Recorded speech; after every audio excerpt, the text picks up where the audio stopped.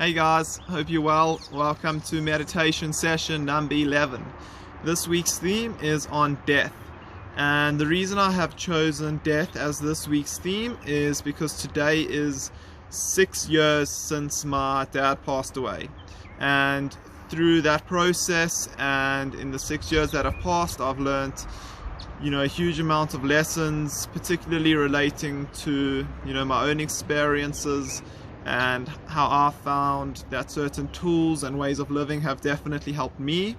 So hopefully they can help out a few of you as well, and maybe just change your attitude a little bit towards death as well. So having said that, this week's meditation is going to focus on 10 lessons that I believe I have learned through death, through experiencing it, through using those lessons throughout my life. And yeah, hopefully they can help you guys out.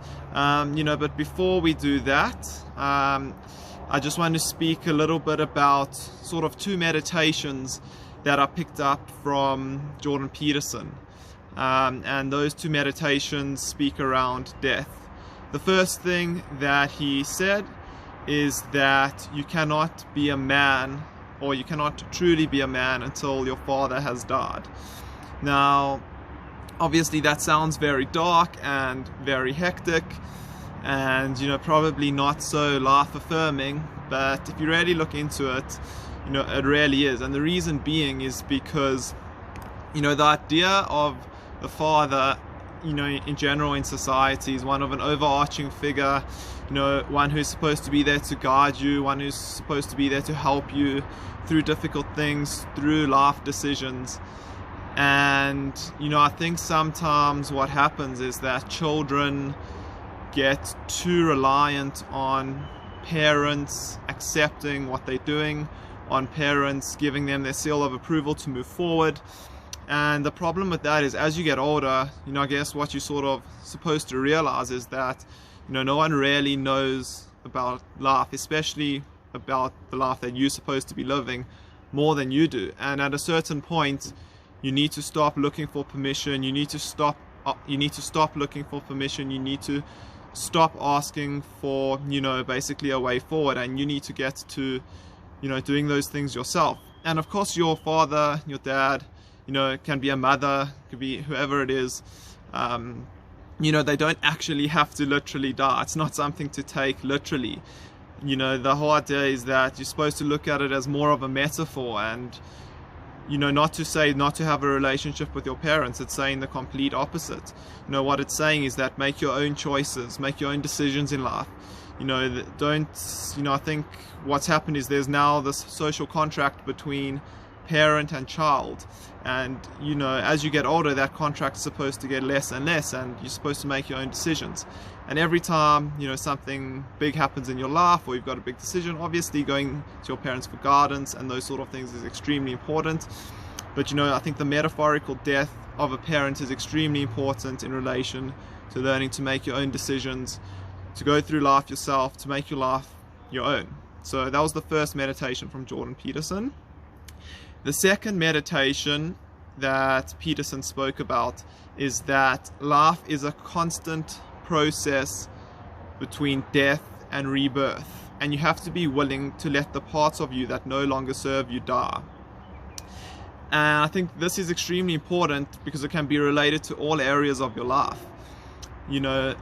Letting the parts that no longer serve you die is an extremely deep analysis of the nature of life, because as well as the constant process of death and rebirth, because in a sense, every day, every moment, we're experiencing death and rebirth just through our breath, through breathing.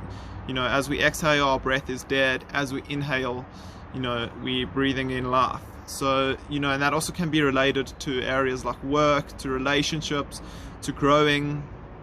And it's super important to just embrace that way of life, that you don't only die once, but you die many times, and you're supposed to be born many times into the day. And that's related to learning new skills, to not being the same person you were last week, to growing your emotional intelligence, to handling yourself in social situations differently. Life's about change and rebirth and death and growth. You know, so I think those meditations are extremely important. You know, very well thought out, obviously. I think Peterson got them from Carl Jung, if you want to do a little more research into it. But yeah, just I think a nice start to the idea of death. And yeah, cool. So now we're going to go into the 10 lessons. These 10 lessons are, you know, I kind of just thought of them off the top of my head, but I do think, you know, they've certainly been lessons that have helped me a lot in my life. And yeah, there's definitely others I could have added in here, or maybe some I could have taken out, but I hope they help. Cool. So the first lesson is that life is beautiful. You just need to know where to look. And you know, that is definitely something that's helped me a lot in my life, particularly because I think what happens is that we get so wrapped up in, you know, social media, in news outlets, and listening to what our friends have to say and hearing people's opinions. And the sad thing is that negativity is so much louder than positivity, and negativity latches onto you so much more than the positivity does, and it should be the opposite way around. So you've got to know where to focus on in order to make life beautiful, because there's so much beauty out there. But if you keep focusing on the negatives, if you keep focusing on what can happen, what could happen, what did happen, you know, it's just as easy to focus on the positive. So you just need to know where to look, you know. And I think for me, the best place I've been able to look in relation to positivity and living a happy life is to look inside. And I think, you know, the greatest joy that you'll ever get in life comes from inside of you. It doesn't come from anything outside of you. It doesn't come from any external event. You know, positivity, happiness, true joy comes from inside of you. The second lesson is around choosing your own life. And I think the biggest theme and area around choosing your own life is, you know, that around dogma. You know, I think in so many situations people are told that they have to live life a certain way. If you don't do this, you know, you're not going to live a successful life. If you don't do that, you're not going to be respected by the people. You know, I think at the end of the day, none of that actually matters at all. You know, the only life that is worth living is the life that you choose to live yourself. You know, life is what you make it. Life is your own choice. You don't want to, you know, get to the end of your days and then realize that that the choices you made weren't made by yourself. They were made by your parents. They were made by society's opinions of you. And, you know, other people's opinions, how they believe you should live life, you know, it means absolutely nothing in comparison to your happiness.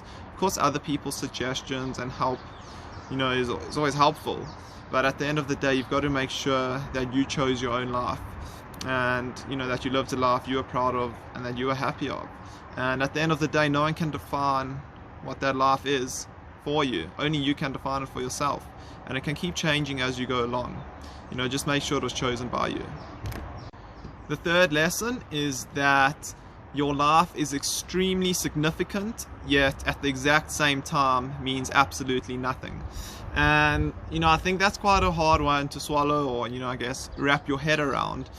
But I think it's very important, because while your life is extremely significant, what I mean by that is everything you do matters. You know, if you improve yourself in one area, you're going to improve the lives around you in that area. You know, the people you come into contact with are going to be happier people, improve, become better at certain things. You know, you improve yourself, you improve the world around you.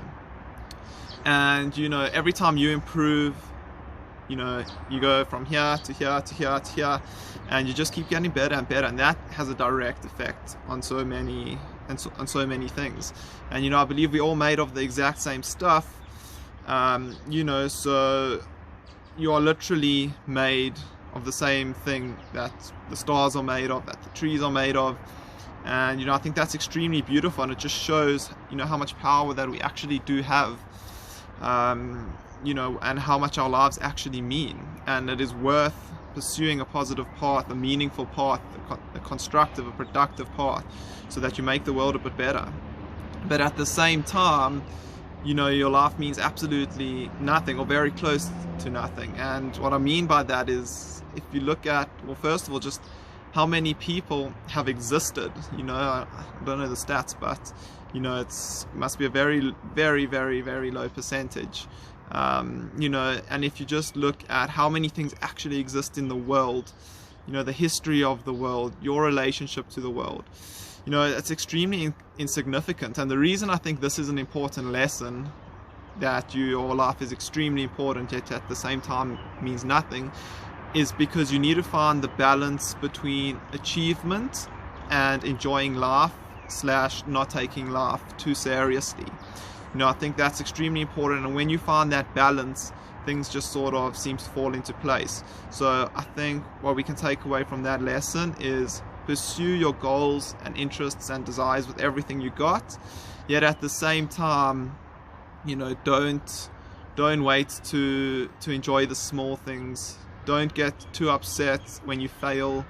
You know, just remember that none of it really matters, and you just need to enjoy yourself as well. Lesson number 4 is do what you love and spend time with the people you want to spend time with. Doing what you love is, you know, a cliche. It's spoken about very often, but it's extremely important, and it's often not that easy to do, because, you know, what you love may not make sense to the people around you. What you love may be judged by others, and if you're living the life where people's judgments are going to affect the decisions that you make, it's going to be very tough to do what you love. But doing what you love is extremely important, and something that I've learned from experiencing death, purely because, you know, life is extremely short. We do not have a lot of time here, and, you know, work takes up hours and hours and hours of your day. You know, it takes up the majority of your life, you know, besides for sleeping and that sort of stuff. So, you know, the majority of your life you want to spend doing things that you love. What is the point of being here otherwise? You know, what is the point of just going through the motions of doing things you don't, for what? To make a few extra bucks a month, to, you know, do this, do that. And I know sometimes things are a means to an end, and, you know, I guess that does make sense in the long run. But, you know, you got to look at the big picture of what it is you want to do. And once you've decided that that is what you love, it's worth going with it, you know, going for a full steam ahead, not caring what anyone else thinks. Because if it brings you happiness, that's all that matters. So, you know, do what you love. Simple. Spending time with the people that you want to spend time with, also extremely important. Obviously, you know, who we spend time with is who we become. So there's that aspect of it as well. You know, the better people you spend time with, the better you become. You know, the smarter you get, the happier you get as well. You know, energies are extremely contagious. So if you're spending your life with people that you don't want to, just because you think you have to, and you know that it's toxic energy and it's bringing you down, you know, change that straight away. You'll see how much the quality of your life improves. Lesson number 5 is that you are far tougher than you think, and that adversity is one of life's greatest gifts. So, you know, the reason I say you're far tougher than you think is a lesson, and that adversity is one of life's greatest gifts, is purely because I think, you know, through the adversity that I've experienced in my life, I know that in going through those moments, those tough times, I'm a much better person because of it, you know, in different areas. And that's not to, you know, put a feather in my cap or anything like that. It's purely mostly from a happiness level, you know, to say that without that adversity, without experiencing, you know, those sort of things, I know I wouldn't be living life the way I am now. And what I mean in relation to that is that, you know, I'm extremely happy. You know, I've figured out what works for me, how I want to live my life, the people I want to spend my time with, those sort of things. And I would have never been able to have figured that out without the adversity that I experienced. And it's super tough in the moment to, you know, look at an adverse situation and say thank you for presenting me with this situation. You know, if you say that, you know, in the moment, a lot of people are probably, you know, going to send you to the doctor, get some pills, whatever it may be.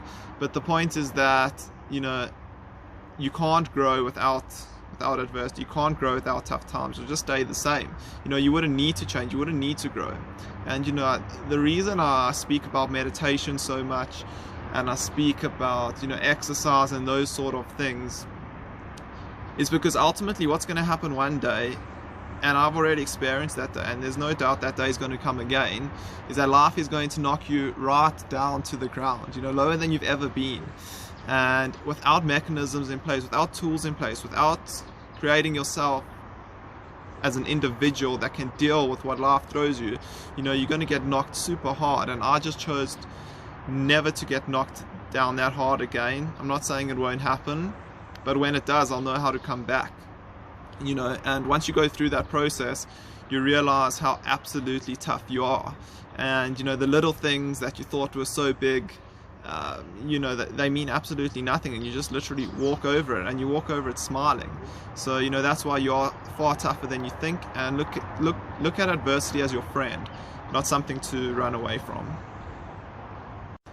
Lesson number 6 is that you can turn every negative into a positive. And, you know, what I'm about to say now may sound completely crazy, completely, you know, unconventional, you know, but the bottom line is that I tried to look at my dad's death in the most positive light that I could. And the reason being is because, and this didn't happen straight away, you know, definitely not. You know, when it first happened, I had a completely different outlook. But now, you know, over time and years later, and I realize what I've tried to do is really make it into a positive. You know, look at the situation, you know, what happened to me, what happened to my mental state, what happened to those around me, what happened to life, you know, what happened to my view on life, my view on the world. And, you know, through trying to take a positive out of every negative, you always find something worth taking out of that situation. And if you're able to do that, you'll live your life in a completely different way. You'll look at every situation and you'll just keep improving, you'll keep getting better. You know, and what I took out of my dad's death, what positives I took out of that was that, you know, like I said earlier, the general overarching figure in a family is the male, is the man, and, you know, the person who will say you can't do this or you can't do that. And, you know, while my dad was an extremely great individual, you know, extremely compassionate, empathetic, willing to listen and help me out, no matter how many great qualities your father or your parent has, there's always going to be that idea in the back of your mind that you need their approval to do certain things. And with that being taken away, you know, I was able to realize that my life is up to me. The choices I make are my choices. I have to live with the consequences. And, you know, at the end of the day, there's so many consequences attached to the decisions you make, whether those decisions are made by you or by others. So, you know, I realized how grateful I am that, you know, I was given that opportunity, that the rest of my life will be my life. I'll choose what I want to do. I'll live with the consequences, and as long as I made the decision, I'll be able to live with the consequences. And it also made me search more, you know, for how do I perceive the world? How do I become a better person? How do I become more emotionally intelligent? How do I build myself in such a way that these things don't happen to me anymore? And, you know, those are the positives I found from it. And yeah, it's definitely helped me out a ton. Lesson number 7 is that life is not unfair and life is not fair. Life is completely neutral. And what I mean by this is that, you know, life doesn't care about your problems. Life does not care if you're born into a single parent household. Life does not care if you are born in an underdeveloped area. Life does not care if you are born with one arm. You know, life just does not care about your issues. And at the end of the day, everyone, you know, to a certain extent has a reason to be a victim, to say that life treated me unfairly, life did this to me, life did that to me. And what I've realized through this process is that life is literally whatever you make it. Life is neutral. If you say to life, you know, I want to be this, I want to do that, I want to improve my life. Life will give you those opportunities. But if you have that outlook that, you know, life was unfair to me, why was I born like this, why am I in this environment, you know, this is so crap, this always happens to me, it's like life's going to be like, yeah, sweet, yeah, I'll give you some more of that. And, you know, as soon as you, and I realized that because, you know, years ago, and when I was in that mindset to an extent, those things kept happening. You keep saying, I'm like this, I'm like that, life's gonna dish that up to you. But as soon as you realize that, you know, the exact opposite is true as well. If you choose to have a positive outlook on life, if you choose to do good things, if you choose to improve your life, you know, life's gonna do the exact same things back to you. So, you know, you just need to take personal responsibility and not blame life for all of your issues. And it's very easy to do that, you know, and it's a ton of people do that. And, you know, unfortunately there's no help for those people until they realize that, you know, your life is up to you. How you view the world will view you. And yeah, life is your playground. You know, you just need to choose where to play. Lesson number 8 is to make your own choices. And, you know, I think we've covered make your own choices enough in these lessons, but super important, just make sure you make your own choices and that no one else is making them for you. Lesson number 9 is to just smile more often. You know, it's just crazy how much power a simple smile has. You know, it's a smile. If you are unhappy and you just practice smiling, you know, the chemicals in your body begin to change. You begin to tell your body that you are happy, you're a happy person. And, you know, you see that when you're around people who are extremely funny, people who are always smiling. It's extremely contagious. And, you know, when you're around those sorts of people, you automatically become happy. So, you know, just smile more often because it will make you happier, or condition yourself to be happier. And also, it's just, life is here to enjoy, you know, just enjoy it more often. Don't forget to smile. You know, everyone walks around like, and, you know, I guess that is just some people's faces. But, you know, just enjoy living, you know, just enjoy life. You've been given this absolute blessing. I don't know what the stats are. I think it's something like the odds of actually being born a human are like 400 trillion to 1 or something like that. You know, you could have been born a rock, you could have been born a tree, you know, I guess whatever your views on life are and how we got you. But, you know, you're born a human, you're given the ability to think, to do things, to improve. Like, be grateful for that smile. It's like, you know, whatever happens, you get fired from a job, you don't do so well on an exam that, you know, you thought you were going to smash, you know, or whatever it is, whatever the negative situation is, you know, you could have been born a rock. So just smile a bit more often, and, you know, just try to give that to other people as well. Lesson number 10, the final lesson, and, you know, this is more of a way of life for me. It's sort of something I've adopted through my meditations, through, you know, self-reflection, through all of these sort of things. And, you know, that way of life is just living in the now. And it's so important. And it's so important because the now is all there is. You know, if you think about a past moment, about your past, whatever it is, whatever situation it was, that moment was the now. You know, whatever's going to happen in the future, that moment is going to be the now. And, you know, our minds are so scattered, thinking about past events that happened, thinking about what we're going to do in the future, you know, what we're going to have for supper, or what's going to happen in this meeting tomorrow, or, you know, oh, I could have done this better in my past, or this is why I'm here now. It's, you know, your whole life, you're not actually living in the now, you're not actually present, you're not in the moment. And, you know, in the now is where complete happiness and complete joy comes from. It's where it exists.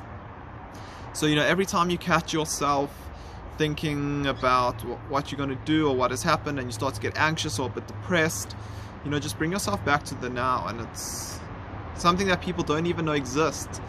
And the only way I've been able to figure it out and find out about it is through meditation, because what meditation does is it centers you, doesn't let your thoughts run wild.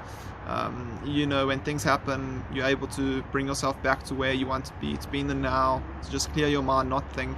You know, in the now, there are no thoughts, you're just at peace, just happy. So yeah, try living the now a bit more. don't worry about the past. It's done, it's dead, the future hasn't happened, you know. So yeah, live in the now a bit more, and just enjoy life. Alright guys, so those were the 10 lessons. I know it's quite a long one, but yeah, just something that, a few lessons that have helped me, you know, through the process of dealing with death. Some things that I've picked up, and I think most importantly, just remember, you know, there's a positive in every situation. And you know, I think we just need to change the way that we look at death. Death is the most natural part about life. It is the one guarantee that we have, you know, from the moment that we are born. You know, you are going to die. It's 100% guaranteed. And you know, death is not something to run away from. It's completely beautiful, because the truth is that you wouldn't be here without death existing.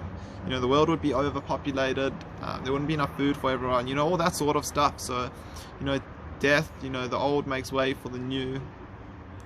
And you know, it allows you to also take your time on this earth and really make the most of it, to enjoy it, to do what you want to do. And yeah, and I think also just a little bit around the education of death is, you know, we just need to educate ourselves a bit more. I think from a younger age, just to say that this is what death's about, you know, not to be scared of it. We're all going to die. And I think then when you do go through that process, it will help you out a lot. And at the end of the day, death is not going anywhere. You know, there's no point avoiding it. There's no point running away from it. Just embrace it, accept it. Alright guys, so before we get into the meditation, I just want to leave you with a quote from Osho, who's this mystic / guru dude. If you're keen on learning a bit more about mindfulness, that sort of stuff, definitely give him a look. But this is basically what he says. If you have lived your life, you will welcome death. It will come like a great rest, like a great sleep. If you have peaked, climaxed in life, then death is a beautiful rest, a benediction. But if you have not lived, then of course death creates fear. The real question is not whether life exists after death. The real question is whether you are alive before death. I think that's extremely powerful. You know, very wise man, very wise quote. You know, and I guess the point is, you're only going to fear death if you're not living life on your own terms. So live life on your own terms, and you'll welcome death with a great smile. Cool. So this week's meditation, obviously it's around death. So the meditation is going to be about death and about impermanence, the impermanence of life. It's a very short meditation. I chose a short meditation because I knew the speaking part of the session would be a bit longer. It's only 6 minutes, so definitely try and get through the whole thing. And yeah, just you know, some general tips is, you know, the same as always. Get in a comfortable position, you know, sitting down on a chair, sitting down on the floor cross-legged, put your hands in your lap. You know, you can lie down, whatever it is you want to do. Close your eyes, concentrate on your breath. Don't fight your thoughts, let them flow completely naturally. And you know, if you lose yourself, just open your eyes, look at me, and remember to breathe. So this is a guided meditation on impermanence. This is an ordinary moment. If you can, close your eyes and just focus on the sensation of breathing. Try to become aware of the breath, the in-breath and the out-breath. Just become aware of this ordinary process that seems so natural that we rarely even think of it. And yet it's this process of breathing that keeps us alive throughout the ordinary moments of our day. And now imagine next to you a large platform. You're standing next to this large platform or a stage, and it's empty, there's nothing on it. And I want you to imagine your favorite possessions. This could be your computer, your watch, your smartphone, maybe it's a TV or your car. Just imagine all of your favorite stuff. And now imagine them being placed on this platform or on this stage, one at a time. And when they get placed there, they simply disappear. everything that gets placed on the stage dissolves and just disappears. And just imagine yourself for a moment seeing all of your stuff one by one being placed on there, and then it's gone. And how does that feel, knowing all of your stuff is now gone?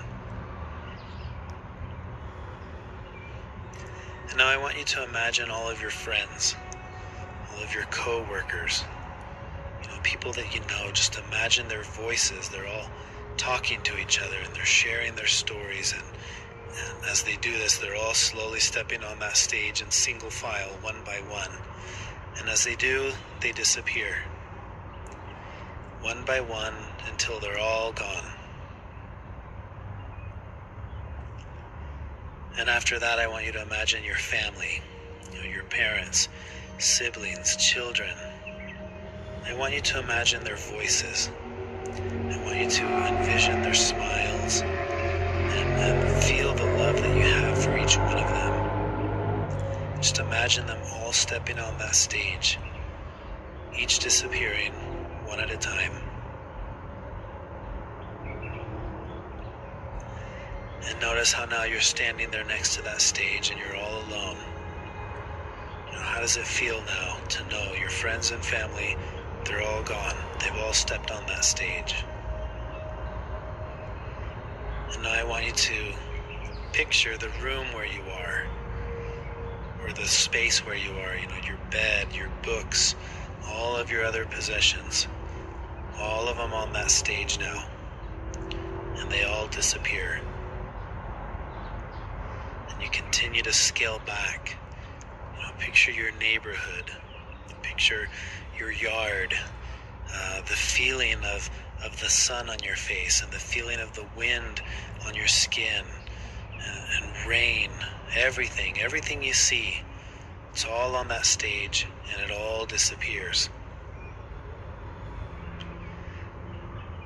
And now as you stand there, I want you to imagine your memories, your feelings, all the knowledge you've gained from the books that you've read and the school classes that you've attended, every word you've ever heard, your entire vocabulary, every song you've ever listened to, every sound you've ever heard, all being put on that stage, and it's all disappearing.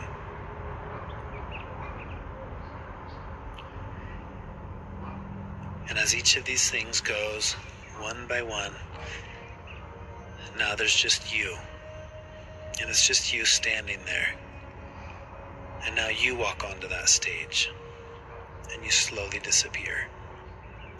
And then the stage is the only thing that's there, and then the stage disappears. And now that's it. There's nothing. There's nothing left. There's just the awareness of emptiness, the emptiness of all that is. I want you to notice what you feel as you become aware of this emptiness. And death will come in an ordinary moment, just like this one. Now bring your awareness back to where you are, the room that you're in, the space where you are. Open your eyes if you had them closed. I want you to just look around for a moment and notice how wonderful it is to just be alive. This is a simple guided meditation practice that can serve as a reminder that death will come in an ordinary moment, a moment just like this one. But for now, this ordinary moment is anything but ordinary, because this is an extraordinary moment of being alive. And this is the nature of impermanence. Things are continually changing. One thing ends and another thing starts, but in the end it's all impermanent, and what there is emptiness.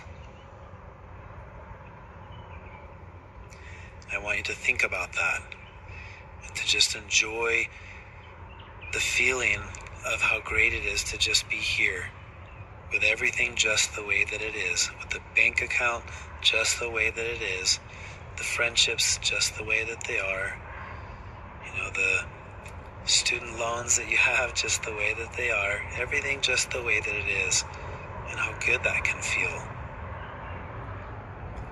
And this is the meditation on imperfect moment. Alright guys, that was this week's meditation. I think a great point mentioned in the meditation towards the end is, just instead of focusing too much on death, just rather focus on living a fulfilled life, enjoying things as they are, enjoying the moment, smiling more often, being more positive, enjoying what you have, and that will put you in good stead. Alright guys, thanks for joining in, and look forward to seeing you all next week.